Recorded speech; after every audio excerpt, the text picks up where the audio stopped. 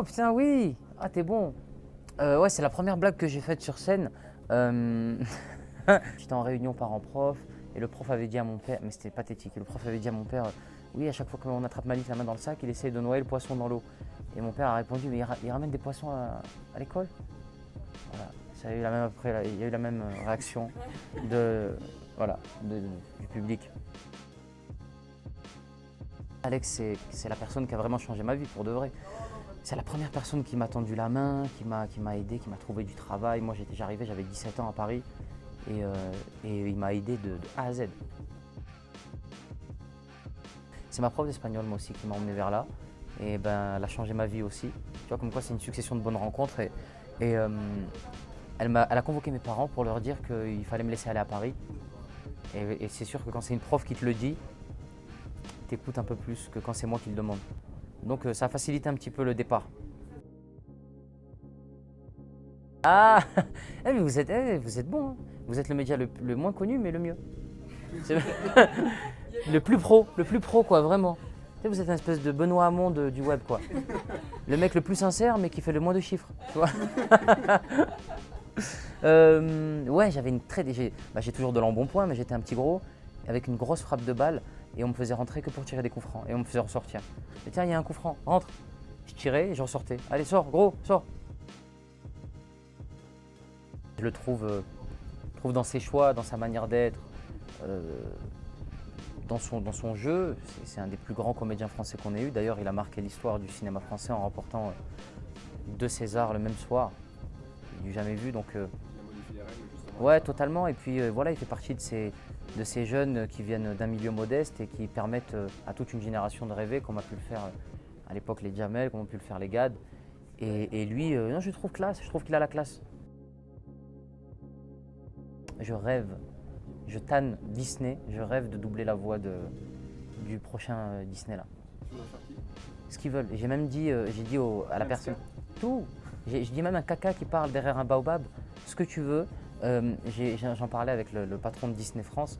Je disais, j'ai vu qu'il y avait le Roi Lion qui arrivait en, je sais pas comment on appelle ça. En réalité. Ouais, version réelle ou je sais pas trop quoi. Je veux faire un truc dedans, c'est mon dessin animé préféré. Je suis fan du Roi Lion, de tout, de la bande son, dessin animé, tout. De toute façon, je lui ai dit, si je fais pas une voix dedans, je la ferai quand même. Je dirais peut-être soit Timon, soit Pumba peut-être. Hein, ouais. Pumba ou Timon. Bon, Pumba, je sais pas comment je le prendrai.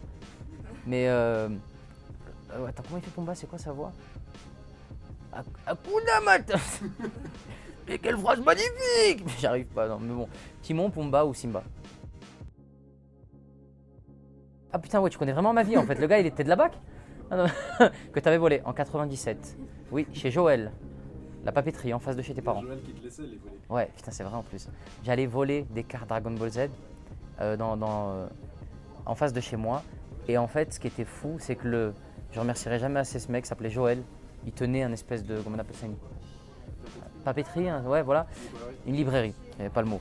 Et donc, il savait qu'on n'avait pas beaucoup d'argent et qu'on n'était pas non plus pauvre, mais c'était un milieu un petit peu, je venais d'un milieu un petit peu modeste, très modeste, et il me laissait les voler. Il savait que je les volais, mais il me laissait les prendre. Il me voyait faire, et tu sais, je trouvais ça, mais avec du recul, je ne l'ai plus revu, mais merci Joël, si tu me vois. Taxi 5. Taxi 5, rêve de gosse aussi. La chance de reprendre le taxi avec Franck Gastambide. C'est un rêve de gosse, Luc Besson nous a laissé les clés du taxi pour qu'on puisse le ressortir.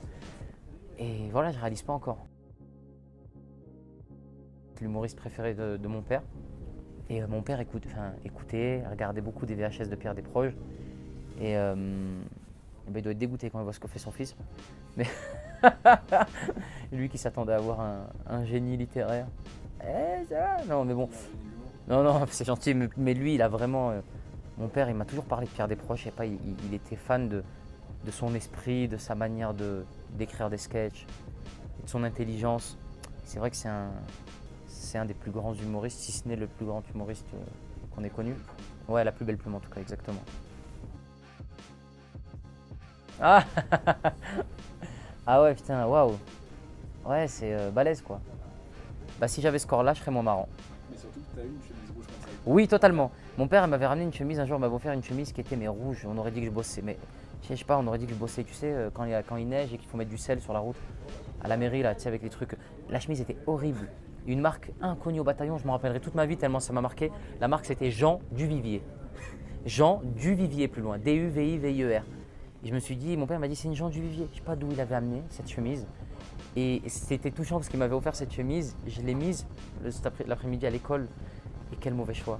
J'arrive dans la cour de récréation au collège, tout le monde fait ah, regardez, il a une chemise rouge, il est gros comme une tomate, regardez. Moi j'étais là avec ma chemise, j'avais pas de cou. J'étais comme ça, tu vois. Je me suis dit qu'est-ce que j'ai fait comme erreur. Et je disais mais c'est une Jean Duvivier, on s'en bat les couilles.